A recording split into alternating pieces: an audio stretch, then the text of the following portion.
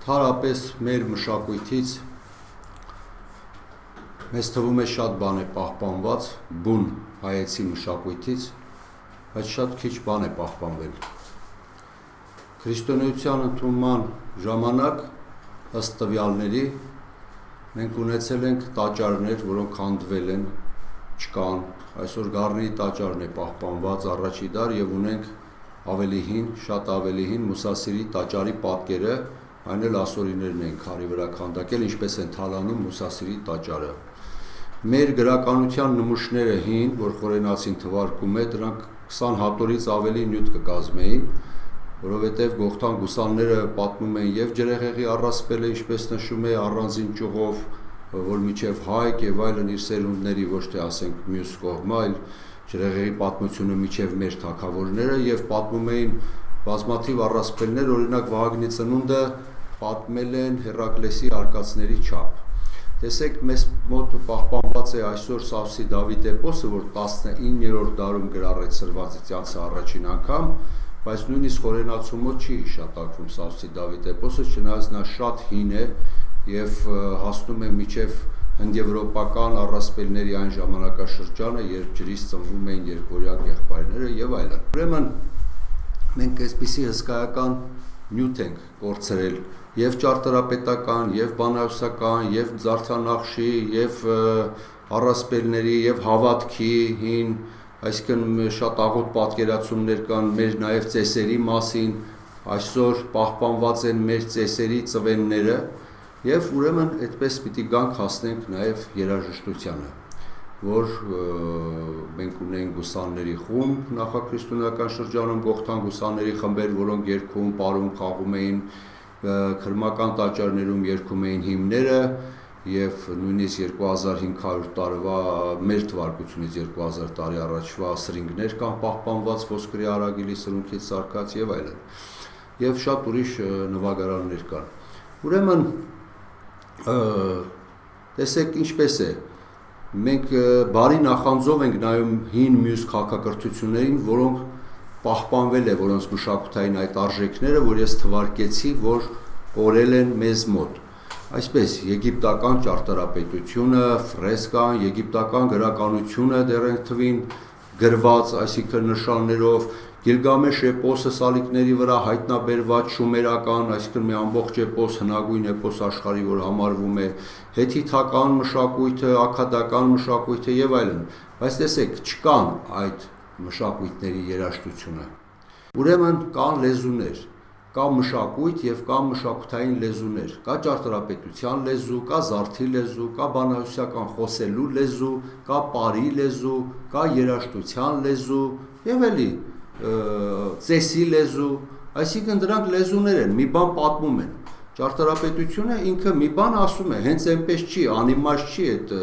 սյուները եւ այլն, պարն էլ մի բան ասում է, բայց մարդիկ մի քիչ մոռացել են այդ բաները եւ ընդհանրապես ժողովրդի մեջ տարածված է, որ լեզուն դա խոսելու լեզուն է, որ մենք իրար հետ շփվում ենք ասում, բայց նույն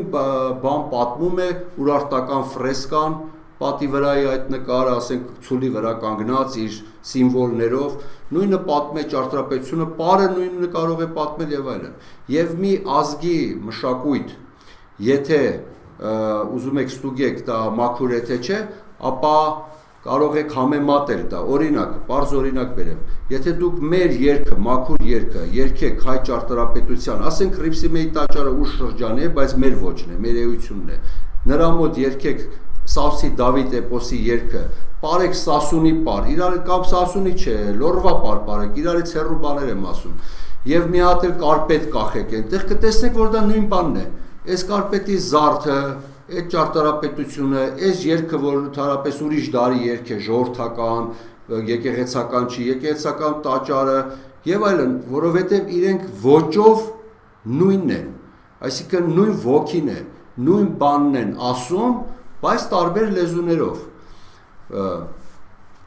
Եվ շատ հայկական երգեր համարվող երգեր, եթե երգեք այդ տաճարի ներքո, կտեսնեք, որ բոլորովին իրար հետ կապ չունեն, ընդհանրապես ուրիշ բան են։ Այսօր հույները ունեն երաժշտության մի տեսակ, որ աշխարհը շփոթված համարում է իբր հունական երաժշտություն, բայց բավական է այդ երգերը եւ այդ նվագները նվագեք Ակրոպոլիսի կամ իրենց այդ հայտնի տաճարների մոտ եւ կարդակ Հոմերոս, իլիական, ոդիսական, կտեսնեք, որ բացարձակապես իրար հետ ոչ մի կապ չունեն։ Բայց Կոմիտասյան երգերը, Հարսանյաց տեսի, հնագույն այդ ուրիշ երգերը գնացեք բուրգերի մոտ երգեք, տեսնեք, որ նույն բանն է։ Եվ այդ շումերական զիկուրատների մոտ տեսնեք, որ այդ հնության, այդ քաղաքակրթության այդ ուժը այդքան մոտիկ են իրար։ Ուրեմն կարճ ասած, ես ուզում եմ ասել, որ մեր մշակույթը պահպանվել է երաժշտության լեզվով, ավելի ամբողջական հայոց մեջ։ Եթե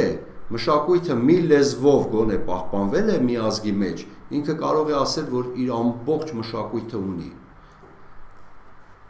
Եթե այսօր եգիպտական երաժշտությունը չկա, հեթիթականը չկա, շումերականը չկա,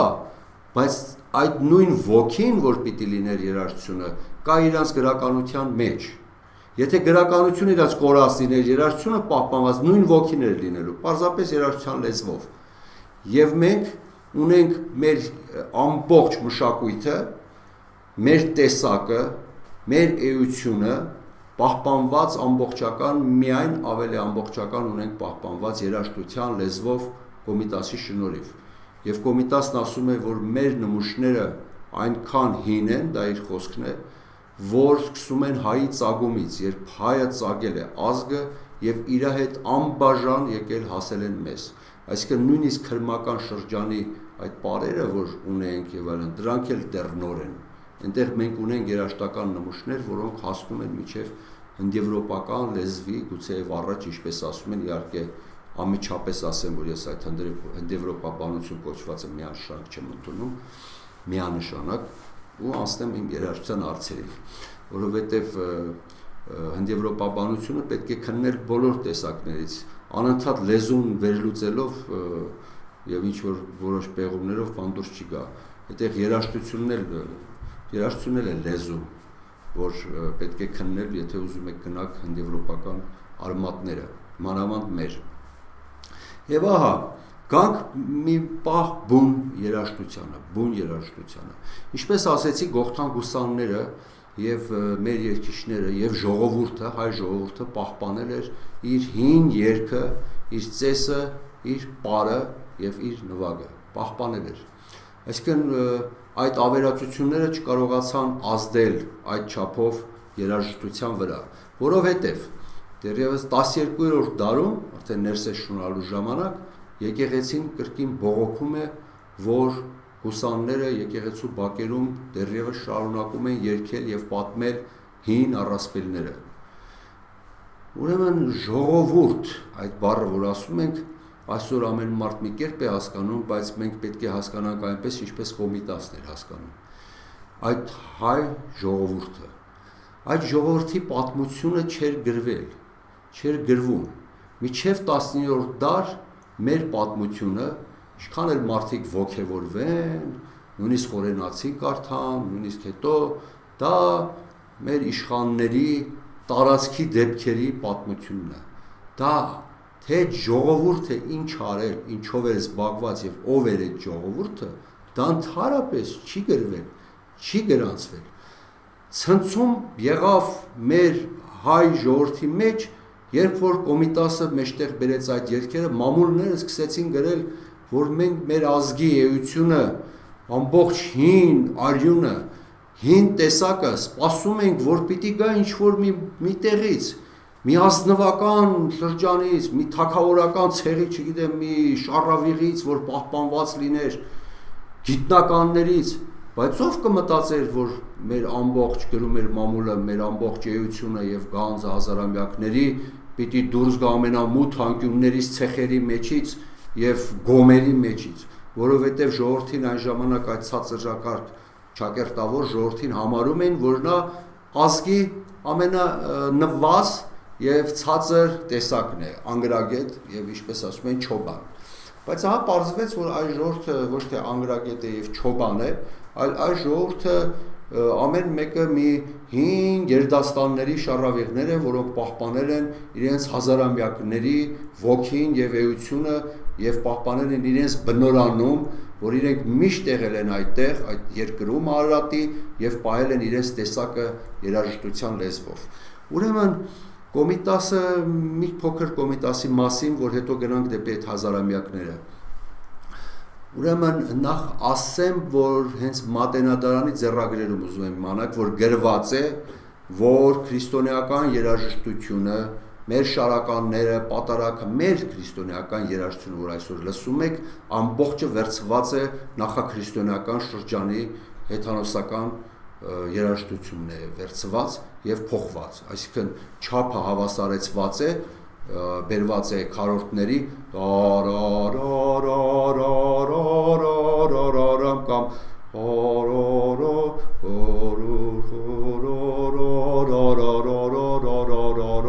հավասար։ Եթե արագ էլ նույնիսկ եկեք տարարարիմ դամ դարարարի դարարարի ռամ դարարարիմ դարարարամ դարիրամ տարարամ ոնց որ պար լինի։ Այսինքն վերցված են այդ եղանակները եւ այսպես հավասարեցված եւ տակը դրված ուրիշ խոսքեր։ Դա գրված է, որ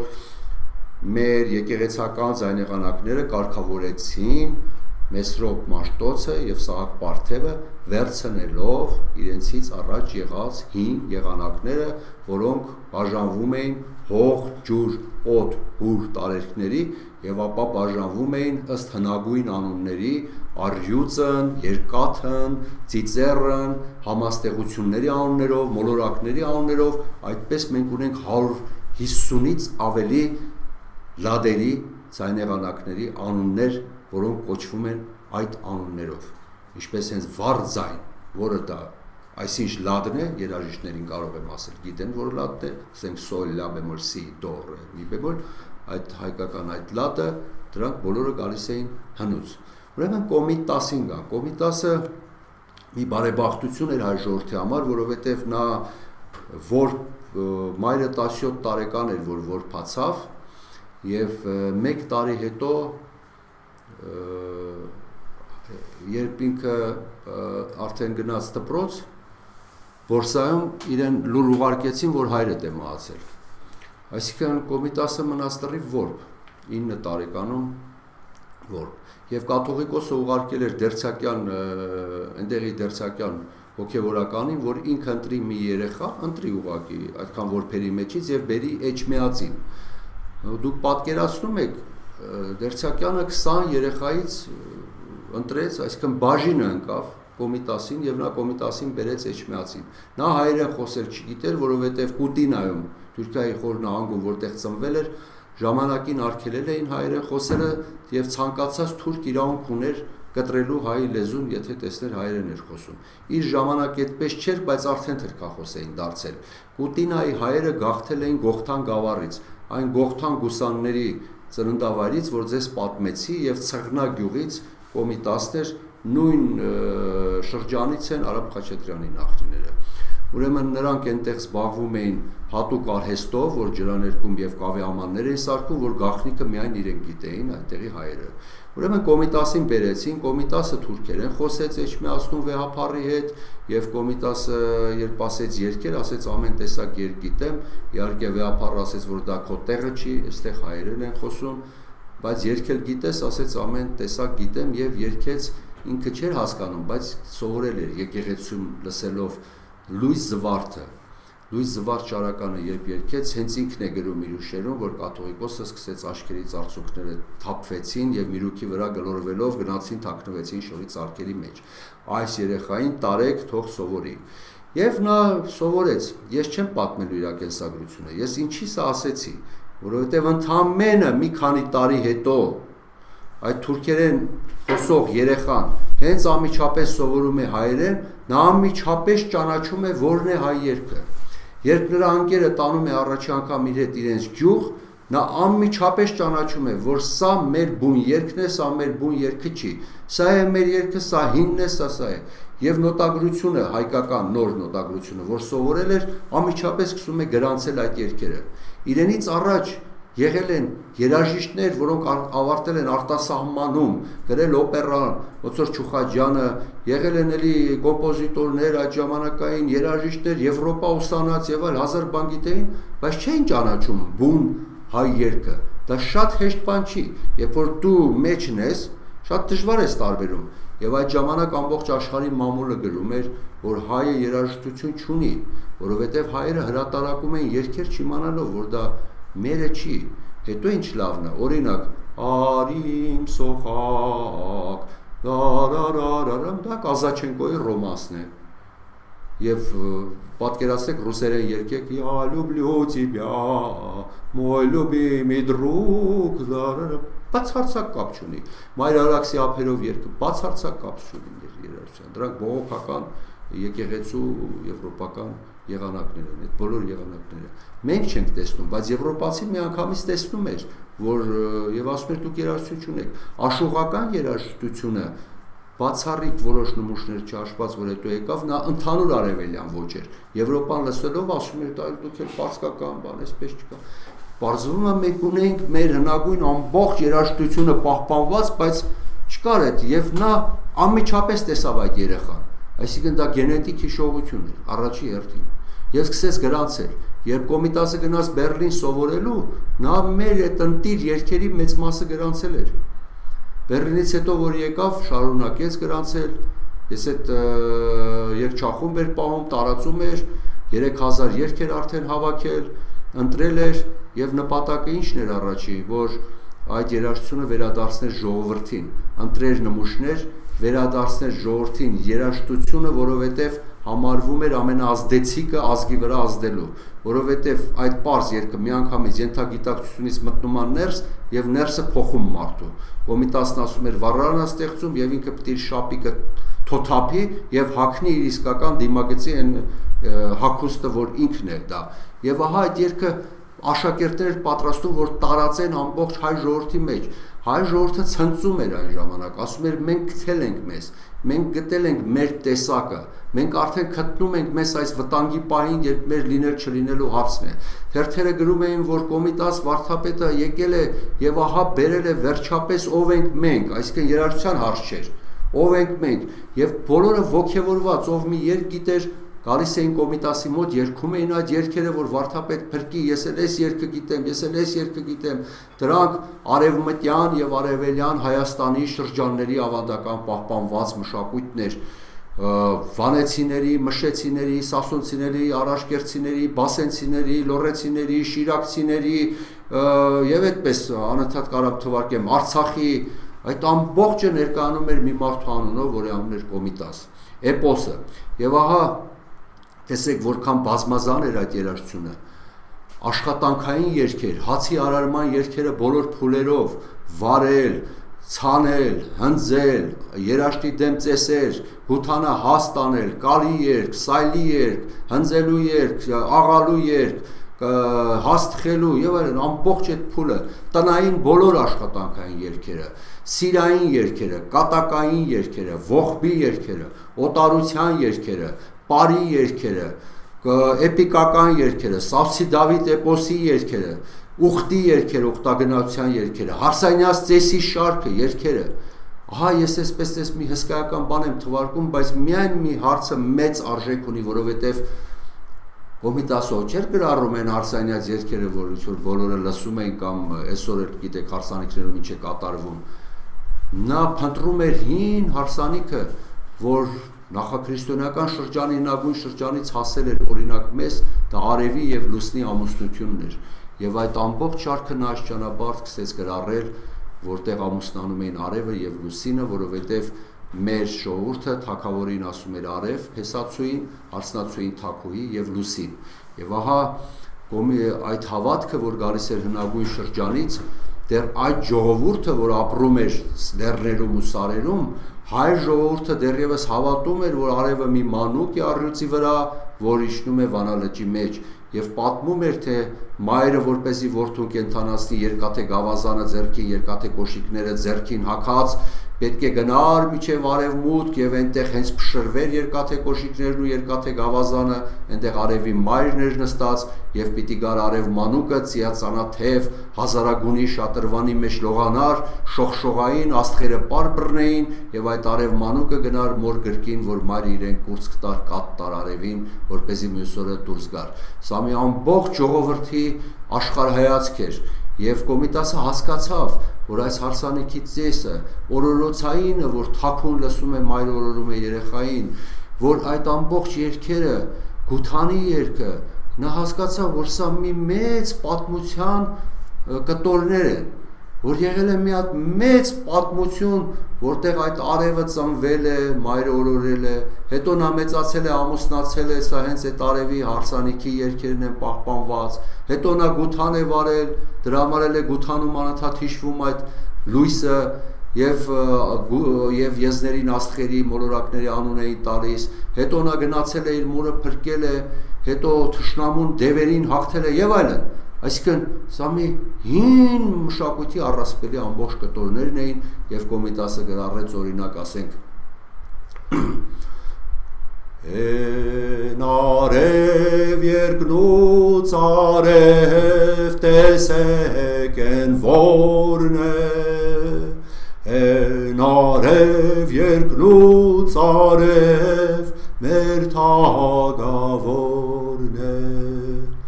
Են արև երկնուց արև տեսեք են որն է Են արև երկնուց արև մեր թագավորն է Են լուսին ամպերի մեջ տեսեք են որն է Եվ այլն կամ Հացեք բերեք թագվոր ամեր Թագվոր ամեր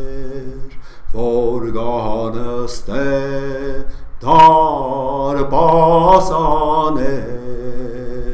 Դարպասան է Ծնդրիկը զարգե սուրբ սեղանին Հրամ է բարին ձեր թագվորին Մեր թագվորին Աստված շնորհավորանե Frank հնագույն երգեր են կամ լոռու գութաներգը որ գրառեց եւ վերլուծեց որ այնտեղ աստղային թվեր են 5 թիվն է մեջը եւ այլն ես մենակ սկիզբը երգեմ որ տեսնեք ինչքան հին երգ է Օրինալ է Աստված հիշալ է Աստված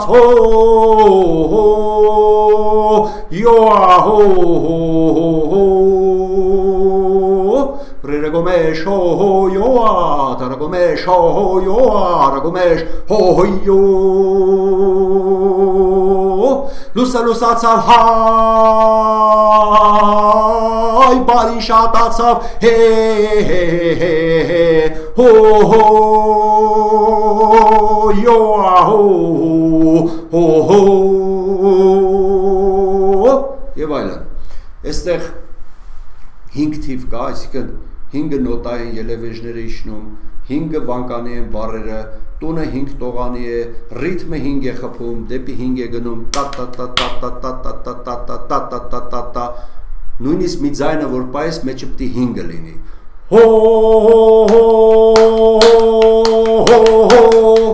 Այսինքն Այս երգի վերլուծությունը, որ ինքը արել է, մի ամբողջ գիտական աշխատություն է գրել եւ դա աշխարհում գերազանցված չի որպես մեկ երգի վերլուծություն։ Ուրեմն ասեմ, որ մի խոսքով ամբողջ հայ կենցաղը գրառվեց եւ փրկվեց բոլոր, ինչպես է հայը սիրել, ինչպես է որ շրջանը, մեր բարբարները, ամեն երգ ունի իր բարբառը, սկսեց Կոմիտասը ուսումնասիրել մեր հին բարբառները, որպես այնտեղից ելևեջ անի, ինչու, որովհետև մեր լեզուն եւ խոսքը երգը նույն բանն են, ելևեջը, կա խոսք, որ մենք խոսում ենք, կա ասերք, որը խոսքի եւ երգի միջին տեսակն է, օրինակ օրներ ուրբաթ լուսի շաբաթ, գաշտեր իրենք բալաքավեն, սա ոչ երգ է, ոչ խոսք։ Եվ կա երգը, որ ասենք, երբ որ երգում է երկար երգ, ասենք օ-լո-լո-լո-լո կամ արորնասաստատրակավկուն երգ է։ Եվ ահա խոսքը բոլոր բարբառները ինքը ուսումնասիրում էր, որովհետև երգը արտասանված խոսքի շատ զգացմունքային մի վայրկյանի արդյունքն է։ Օրինակ ժողովուրդը ախոսելից ասում է Երբ որ սիրում է տղան աղջկան, գյուղում ասում էր աղ, մարալ ջան, բայց եթե դուք դա դանդաղեցնեք, այդ խոսքի ելևեջը կլինի ախ մարալ ջան կամ ասում է վանեցին սիրտս նման էր եմ փլաստներ կոտրեր գերաններ խախտեր է սներ եթե դուք դա երգեք կլինի սիրտս նման էր եմ փլաստներ կոտրեր գերաններ խախտեր է սներ այսինքն լեզուն եւ երաժշտությունը նույն բանն է մեր լեզուն եւ երաժշտությունը եւ ահա սրանք բնական երգեր էին ինքը ասում էր աշխարհում չեն պահպանվել այսպիսի երգեր դրանք բնական բնության երգեր են սա այն երգը չի որ միջև այդ մարդիկ գիտեին երգ մի հատ երգ երգի լսեն քեֆի սեղանին մի հատ հավեսով երգ երգի սրանք կարելի է ասել տիեզերական օրենքներ էին երգի մեջ արտահայտվում էր բնության շարժումը բնության պտույտը արեգակի մոլորակների երգի մեջ արտահայտվում էր քամու ալիքը արտահայտվում էր տիեզերքի շարժումը Կոմիտասն ասում էր որ այդ պարն էլ ամբողջ տիեզերքի շարժումն է եւ տիեզերքն է պարում ամբողջ այդ ներդաշնակությունը բջիջների կյանքը պահված էր այդ երգերի մեջ եւ այդ երգերը իրենք էին ապրում ազգա պահեր չպահեր որովհետեւ այդ երգը լսելուց դուք չեք կարող մոռանալ ինքը բջիջի պես մտնում է ուղեղի մեջ տպավորվում եւ սկսում է ինքը ապրել անկախ քեզանից այդ պատճառով է որ մեր ժողովուրդը միջև այսօր Կոմիտաս գիտի բայց ինքը չգիտի որ գիտի գալիս են հարյուրավոր երգեր անցնում են հենց Կոմիտասը լսում են միանգամից իր մեջ արթնանում է ներքին ձայնը որովհետեւ դա իր արյան մեջ է եւ բացի այդ ասում եմ Կոմիտաս գիտես ասում է չէ ասում եմ օրինակ գիտես օրինակ Հոյ նազանիմ, նազանիմ, ջան, նազանիմ, նազանիմ, նազան դու բարով եկ, ասում է գիտեմ, այսինքն գիտես սոնայար, սոնայար, այո լսել եմ, մեր դրանը խնգիծար լսել եմ, այսինքն մեր ժողովուրդը գիտի եւ հավատացեք, եթե այսօր նույնիսկ երգեն կարող եք գնալ գյուղերում մարդիկ Կոմիտասի երգերը սովորել են գիտեն 2 տարի առաջ Թալագյուղում մի մոտ երկան 2 քույրիկ, որ երաժիշտ չեն, եւ այնպես հրաշալի երգեցին Կոմիտասից մի 20 երգ։ Նույնիսկ ես արդեն այդ տների բառերի մնացածը չէի հիշում, իրանք հիշում երգում էին, ասենք երկինքն ամպել է եւ այլն բոլոր երգերը։ Մեր ժողովուրդը հրաշալի ժողովուրդ է եւ մեր ժողովուրդը մեծարեց Կոմիտասին, ոչ թե ակադեմիական շրջանակները մեծարեցին։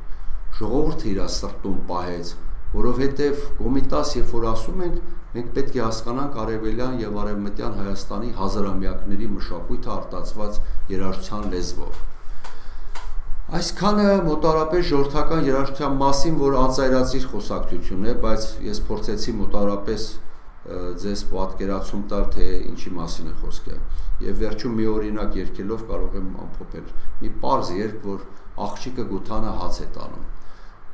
Այդ երգը դուք չեք կարող գնալ ասել երգի, դա պետք է թաքուն ձայնագրեք, որովհետև երևում է, որ այդ աղջիկը նախ Գերդաստանի աղջիկ է,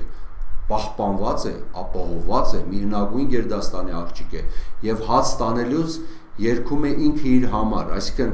գութանը վարողները հեռու են շատ դաշտից, ինքը դեռ պիտի իրանց հասնի։ Գութանը հաց եմ բերում,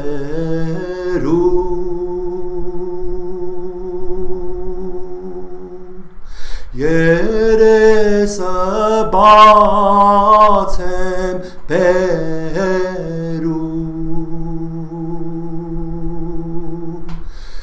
տես քեզ որքան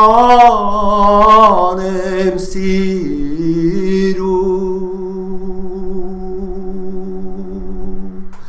ձուկը տապկած եմ բերում,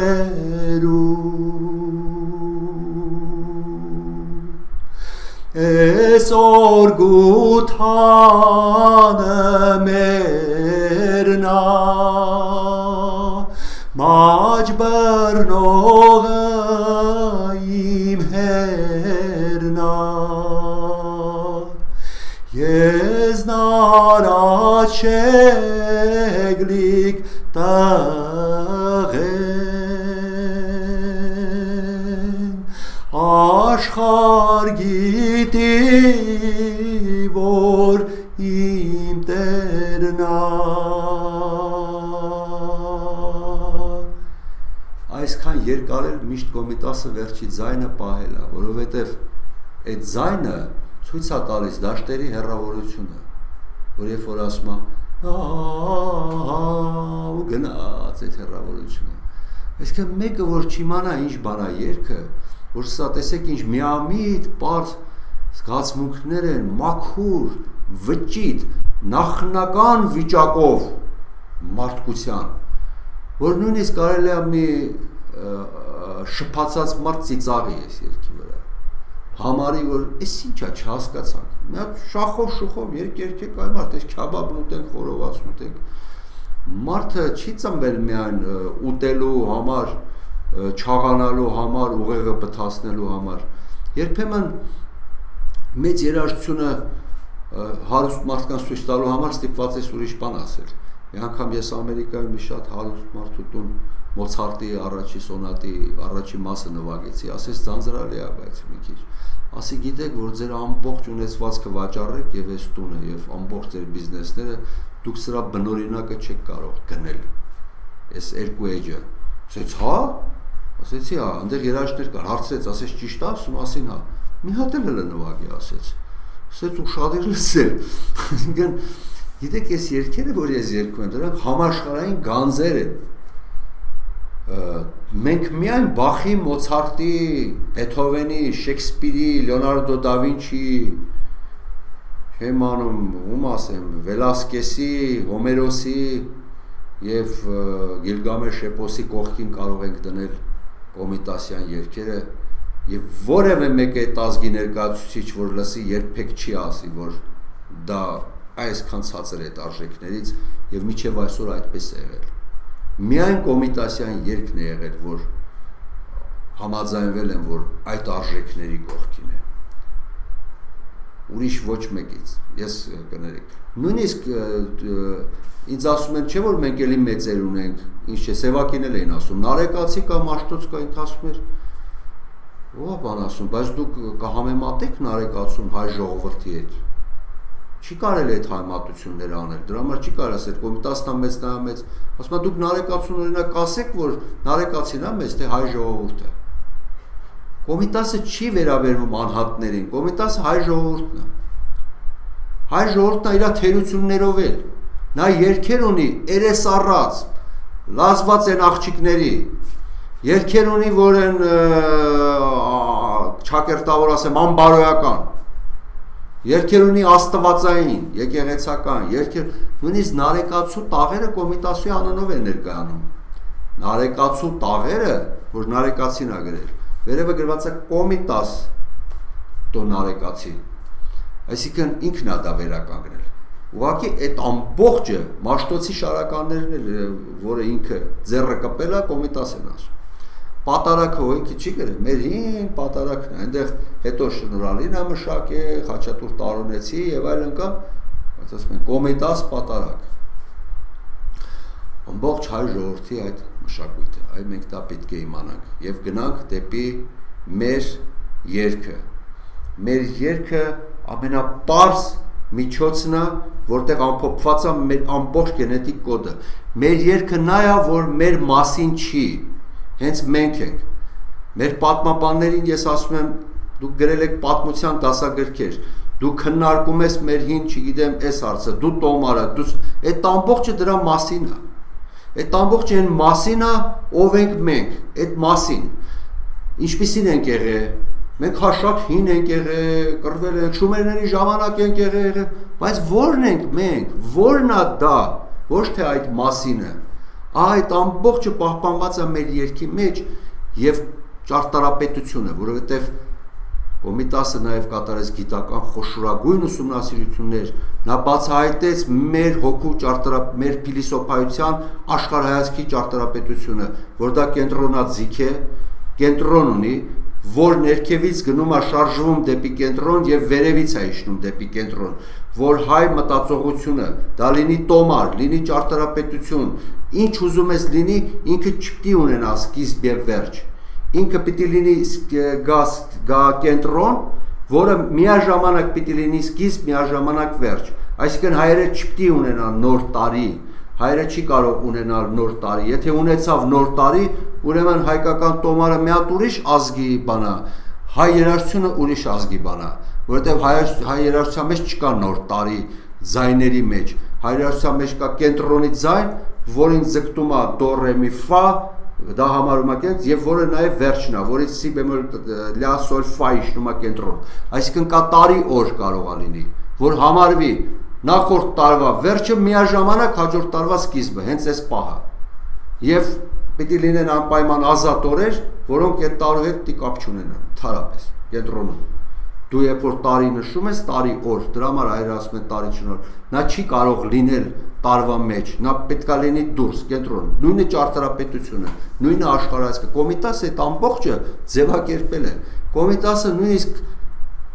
քերականորեն ամբողջ նոտաներով եւ ռիթմերի թվերով,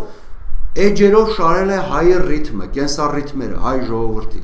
Հայ ժողովրդի ինչպիսի ռիթմեր ունի, իր կենսառիթմերը, եւ ինչպիսի ռիթմերի մեջ է այդ ներդաշնակությունը, որ պիտի գա հնագույն ժամանակներից հասած այդ ռիթմերը, եւ մնացած ամեն ինչ։ Բացի այդ, Կոմիտասը ստեղծեց ներդաշնակության նոր համակարգ։ Միջև Կոմիտասը աշխարհում գործում էր դասական երաժշտության համակարգը, որը գալիս էր Պյութագորասից։ Պյութագորասը լարը կիսեց, հարմոնիայի հիմքը դրվեց։ Եկավ այդ հարմոնիան, հարյուրավոր տարիներով ձևավորվեց կլասիկ հարմոնիան, կլասիկ երաժշտություն, Բախ, Մոցարտ, Բեթհովեն եկավ 10-րդ դար, Կոմիտասը ստեղծեց բոլորովին նոր հարմոնիա։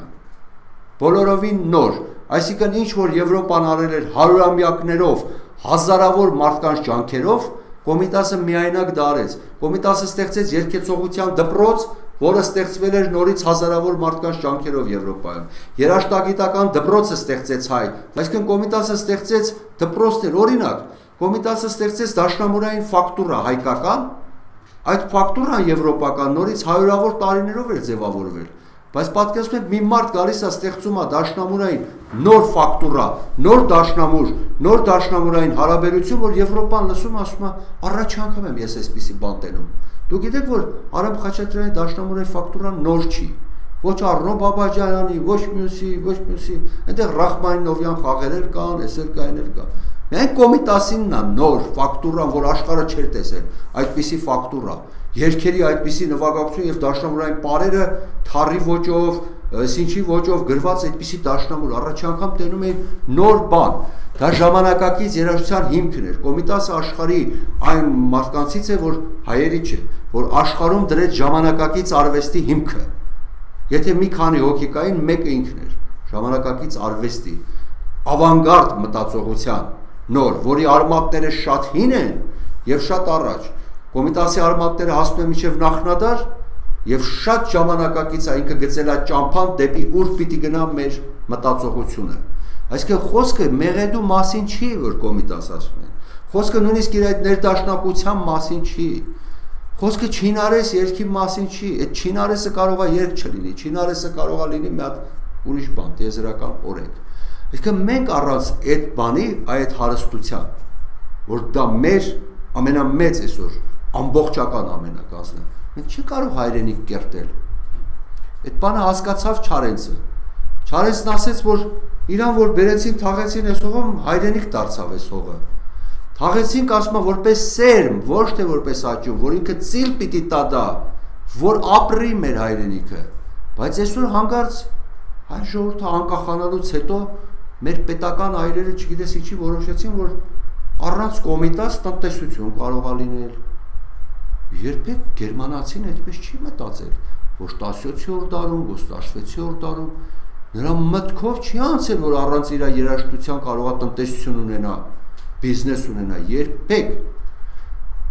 Մենք մտածեցինք, որ առանց Կոմիտասի կարող են կերտել ազգային մտածողություն, փիլիսոփայություն, պետականություն, չի լինելու, բայց Կոմիտասը գալու է։ Կոմիտաս նշանակում է հայ ժողովուրդը պիտի գա, հայ ժողովրդի մտածողությունը, հայ ժողովրդի հոգին, որ այսօր մեր ներսերունդի մեջ, նոր սերունդի ես հիանում եմ, բոլորի մեջ տեսնում եմ այդ սերմը, բավականին մի հատ կայծ եւ բոլորի մեջ արտանում է, որքան էլ խոսեմ, որ այս բանը անհուսալի է, այն բանը անհուսալի է, չհավատակ։ Հենց մեր սերունդի մոտ էր անհուսալի եւ հենց մեր սերունդի ժամանակ տարածվեցին այդ թուրքական կրկլոցներն ու ամեն ինչը, որ մինչև այսօր շարունակում են։ Սա երաժշտության հարց չի, ազգային անվտանգության հարց է։ Երբ մեր ազգային հեռուստատեսությամբ եւ բոլոր ալիքներով հնչում են թուրքական կրկլոցներ, ինձ ասում եմ, ինձ մի հարցրեք, գնացեք ազգային անվտանգություն եւ պաշտպանության նախարարություն։ Սա նրանց հարցն է։ Ինչ անշնակում շպիոն ենք բռնել։ Այդ շպիոնը այդքան վնաս չի տալիս, ինչքան այդ բացահայտ, որ այդ այլասերված երաժշտությունը մեր նոր սերունդի հոգու մեջ են ներարկում։ Եթե Թուրքիան $1 միլիարդ ծախսեր, այդպիսի հաջողության չէր կարող հասնել։ Երբեք։ Երաժշտությունը ամենավտանգավոր բանն է միաժամանակ։ Երաժշտությունից վտանգավոր արվեստ գոյություն չունի։ Նա քեզ չի հարցնում, դու ուզում ես լսես թե չէ այդ բանաստեղծությունը։ Դու չես ուզում մի լսի, քայլի փողոցով, ինքը քո ականջի մեջ է։ Դու չես կարող չլսել։ Նորածին երեխային առաջի երգը ի՞նչն է տալի, բանաստեղծությունն է կարդում։ Նորածին երեխայի գլխին քարոզ է, երաժշտությունն են, առաջինը երաժշտությունն է։ Ականջից մտնումներ, օրոցային կտած տա կմտնի, թուրքական մուղամը կտած տա կմտնի։ Մենք այդ երաժշտությունը լեզու ունի, եւ երբ որ լսում եմ այդ մուղամները, նրանք ասում են. հայ ժողովուրդ, թուրքացեք, մոռացեք ձեր լեզուն, մոռացեք ով եք դուք։ Եթե եղեր նեղավ, մենք չկարացանք լրիվ ոչհասնել ձեր մշակույթը, այ հիմա ոչհասնում ենք։ Դարձեք այս հոգով, բոլորդ։ Սա է ասում, եւ դա ասում է մեր տանը միացրած մեր երկրի հեռուստաընկերությունները ամեն օր պարտաճանաչ կերպով առանց շեղվելու ծրագրված ուղուց եւ Կոմիտաս վարդապետը մեր գիտեք որ խոսում է, նա ասեց որ ինքը կասկածում է որ նրանք ֆինանսավորում են ստանում որովհետեւ շահն ինչ է մեր ժողովուրդը բողոքում է արդեն տաքսի եմ նստում բողոքում են այդ երկրից ջայերներին հարցնում են բողոքում են մեծերին հարցնում են գնում եմ գյուղերը համատարած բողոք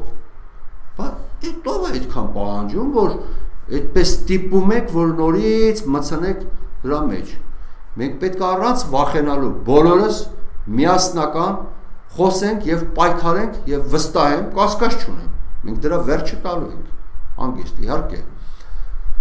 ինքը Կոմիտասը զայրացկոտ ամուր ուժեղ մարդ էր նա երբեք այդ կերպարը չուներ որ փորձում են ներկայացնել հունքերը վերև տնկած բան ֆիզիկապես ուժեղ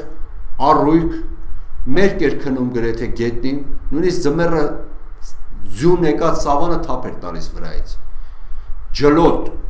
զայրացկոտ կատակասեր ով որ չէր ճանաչում որ դա Կոմիտասն է չէր տեսել ասում էր էս մասխարամարտն ով է ասում են Կոմիտասն է զարմանում էր երեխայի հետ երեխա մեծի հետ մեծ եվրոպացու հետ եվրոպացի Եվրոպայի խոշորագույն բավական ասեմ չգիտեմ ով գիտի Դեբյուսին ով է Դեբյուսին դա 20-րդ դարի Ֆրանսիայի ամբողջ ամենամեծ հսկան է Եվրոպայի նա ծունկի է չէր Կոմիտասի ձեռքը համբուրել եւ ասել եթե Կոմիտասը գրած լիներ միայն Անտոնին դա բավական էր որ դասվեր համաշխարհային խոշորագույն երաժշտների մեջ եւ մենք Կոմիտասի ձեռքը բռնած միասին հաղթարենք բոլոր այդ դժվարությունները